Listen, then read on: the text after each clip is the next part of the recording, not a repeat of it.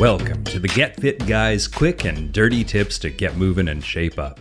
My name is Brock Armstrong and I am the Get Fit Guy. Whether it's a full marathon or a 10K, training for a race can have less than desirable consequences if you are not prepared. And today's guests, Angie and Trevor Spencer from the Marathon Training Academy, discuss ways that you can avoid those pitfalls and arrive at your finish line healthy and happy. I've often seen some crazy statistics that state that somewhere between 65 and 80% of runners end up injured before they even reach their goal race. Whether it's 65% or 80%, well, that's a pretty shocking number. But there are steps that we can take to protect ourselves and avoid the disappointment of becoming an injured statistic. Because, like most things in life, being successful really comes down to preparing properly. Now, to help me explain how to prepare properly for any distance race, I've asked two people who really know what they're doing, Angie and Trevor Spencer. Their podcast, Marathon Training Academy, has been inspiring and empowering people to live more active lives since 2010 by encouraging them to unleash their marathon potential. Their podcast features actionable training tips that are delivered in a funny and relatable style. The co-hosts of that show join me on this episode to give you the information you need to complete a race and change your life. So, on with the interview. Everybody, I want you to meet Trevor and Angie Spencer. Hey, guys. Hi, great to be here. And like I said, they run a podcast called the Marathon Training Academy. One of the things I really enjoyed about, especially in the early days of your podcast, Angie, you'd already been doing some marathons, but as I recall, I remember Trevor's first marathon and actually like the struggles you were having when you were training for that marathon.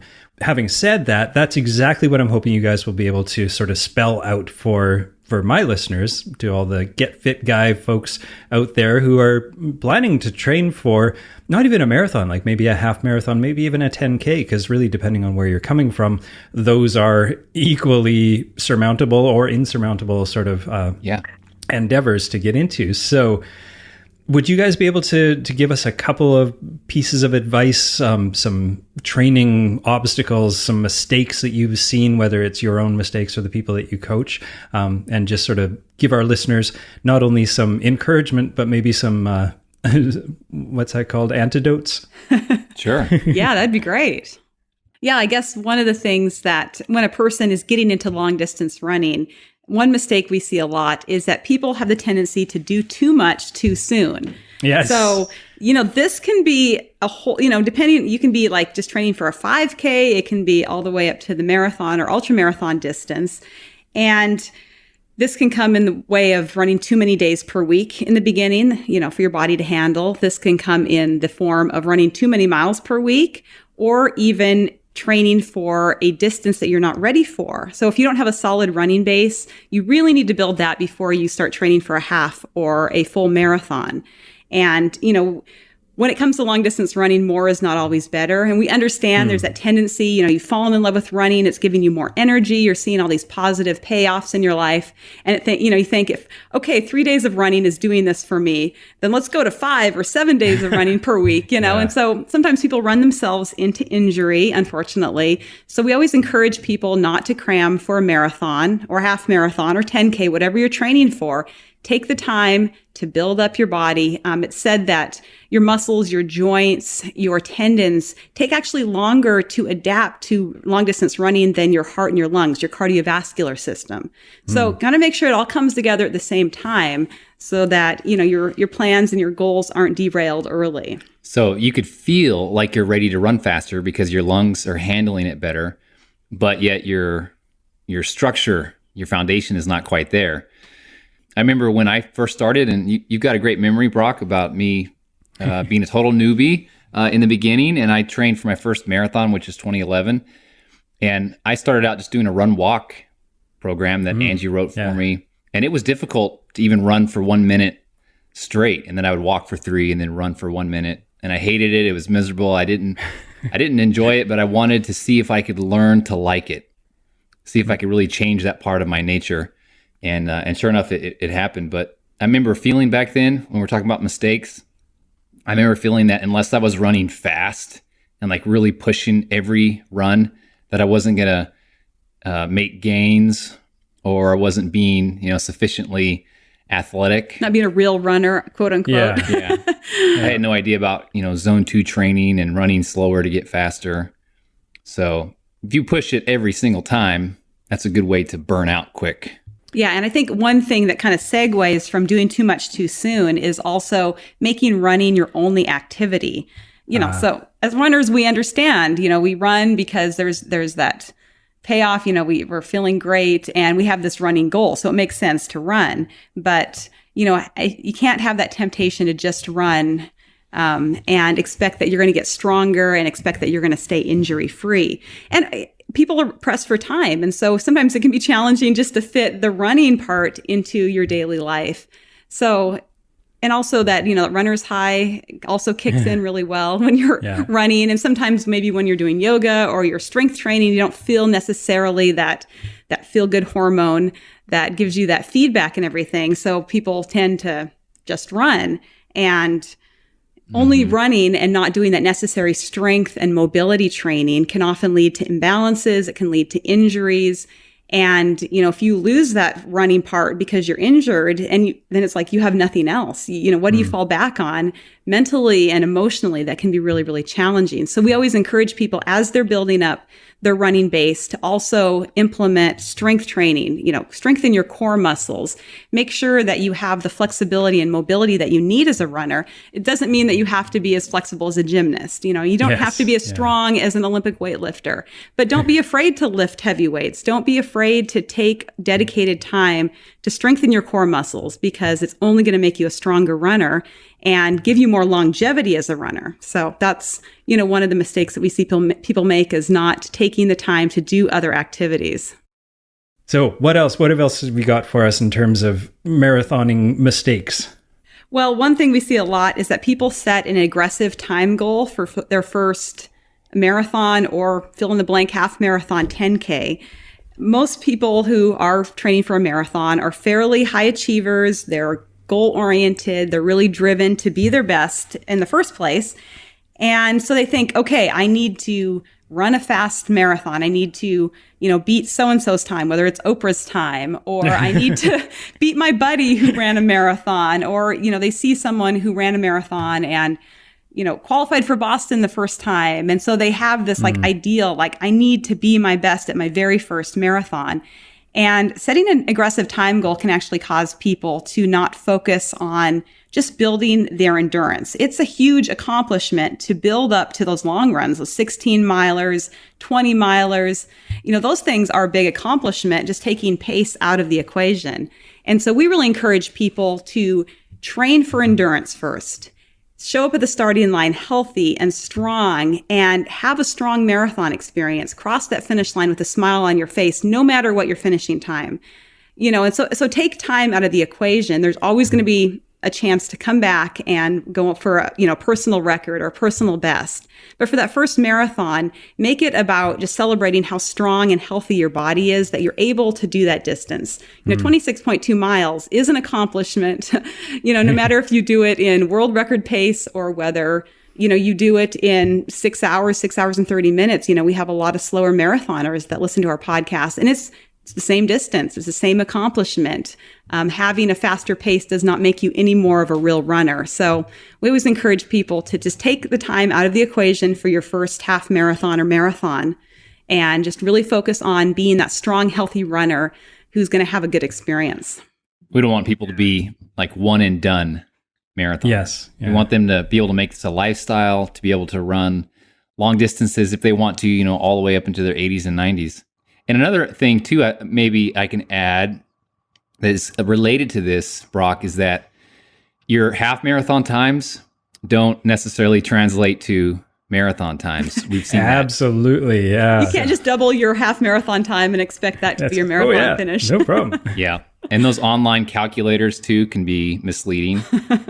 So a marathon is a whole different ball game than a half. I can run a 2-hour half marathon pretty reliably.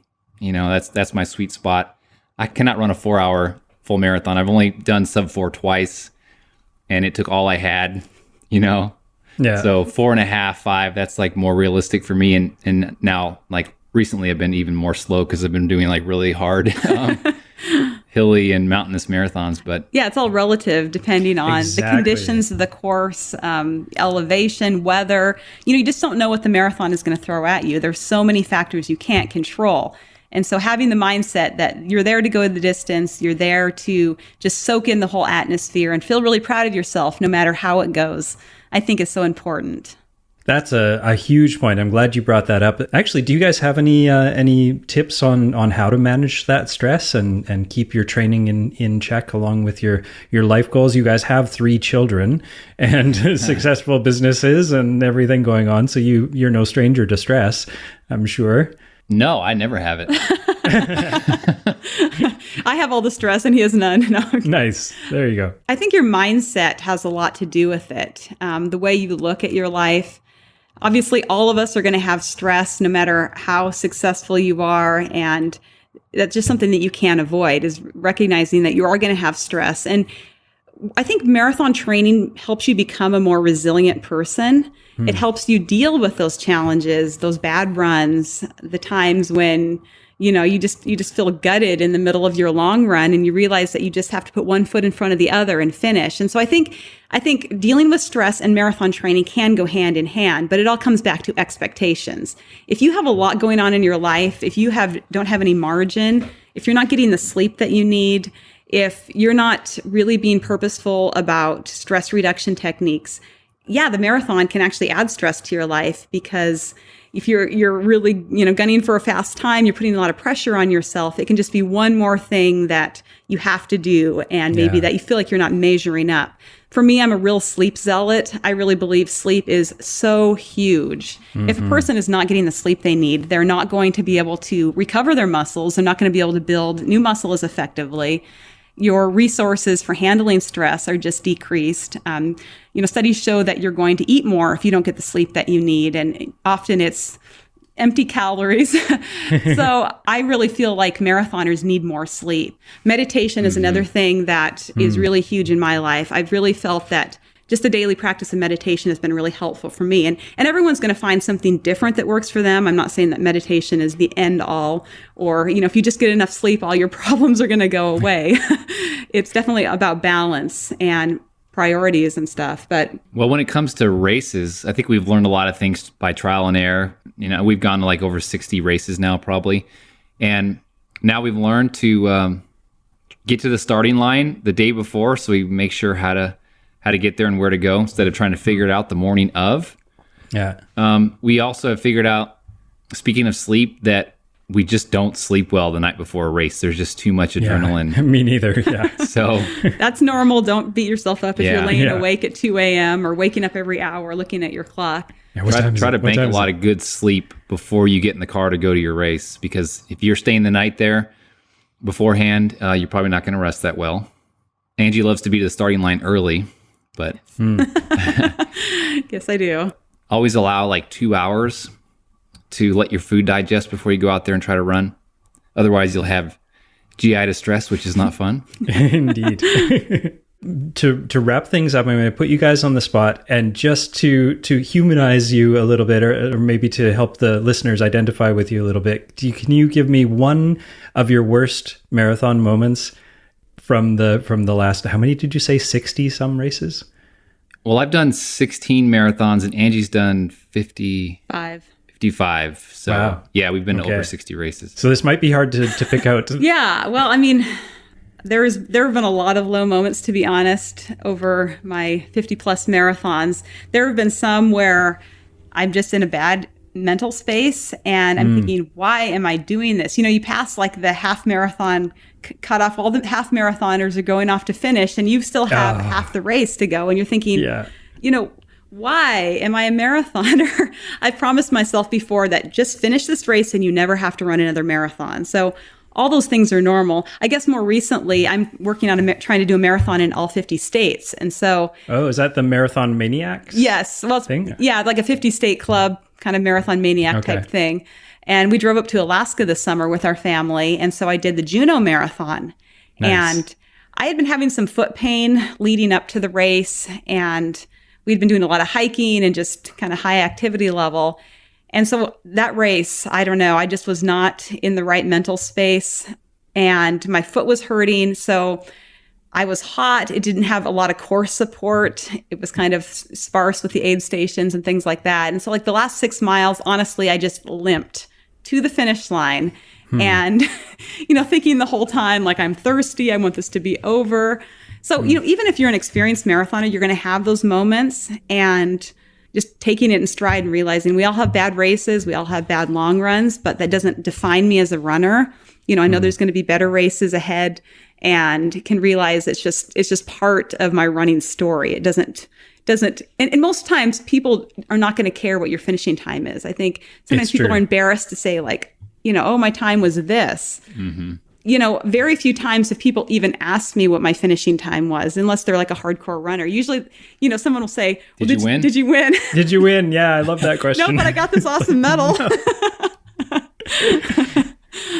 So I got a story. We were signed up to do the Marine Corps Marathon for the first time. We've done it twice. 6 days before the race, I was leading a hike. This is when we still lived in Missouri. I was taking a bunch of teenagers out in the woods hiking, and we were jumping from boulder to boulder on these massive rocks. And so I jumped thinking I was still a teenager, I guess. And when I landed, I rolled my ankle, and it swelled up to like the size of a softball, and it was bad. And I was supposed to run the Marine Corps Marathon in 6 days. So I had it x-rayed. There's no fracture. It was just a really bad sprain. We ended up going and had a meetup with some podcast fans. One of them was a nurse practitioner, and she said, you could probably do it, but go get an air cast and wear that tomorrow, and just, stop running and just walk whenever it feels painful. So that's what I did. I went and got an air cast, and I think I finished the race in like 6 hours, but I made all the cutoffs, and I ran my first Marine Corps marathon wearing an air cast. And my ankle was still swollen. So that gave me, it was a story that worked out good in the end, but I felt like such an idiot. And we're not saying that people should run a marathon on a sprained ankle. That's this is not advisable. That's not the moral of the story, but yeah, it worked out in his case. And you probably looked really cool with that huge robo boot on. He was among the walking wounded in the back of the pack. Nice. I was definitely in the back. I could see the sweeper cars on the out and back sections. But, sometimes the most inspiring runners are in the back of the pack. It's the people who really have the physical challenges, and they're not letting excuses hold them back. They really just have that goal, and they've worked so hard. And, really, I find a lot of inspiration from slower runners, because it's tough to be out there that long, and they have every right and should be so proud of their accomplishment, as the faster runners. So I think that's amazing. Well, that is an awesome place to finish up. Thank you guys so much for coming on the Get Fit Guy podcast today and sharing your... Actually, they weren't embarrassing stories at all. Those were awesome stories and some really great advice. I hope everybody can take a lot of that advice to heart and use it in their training for their upcoming races, whether it's a 5K, a 10K, a half marathon, a triathlon, a Spartan race, whatever you've got your eyes set on. I think all of this advice is very relevant. So thank you, Trevor. Thank you, Angie. And everybody can find you at marathontrainingacademy.com. Yeah, definitely. marathontrainingacademy.com. Awesome. Or if you want to find our podcast, all you got to do is Google MTA podcast. Perfect. And I think we come up right away. So, well, thank you guys. All right. As always, you can find me and join in some more conversation about everything that Trevor and Angie just talked about at facebook.com/getfitguy or twitter.com/getfitguy or getfitguy.quickanddirtytips.com or brockarmstrong.com. My name is Brock Armstrong, and I am the Get Fit Guy, asking you, what are you waiting for? Get out there and train for your endurance race.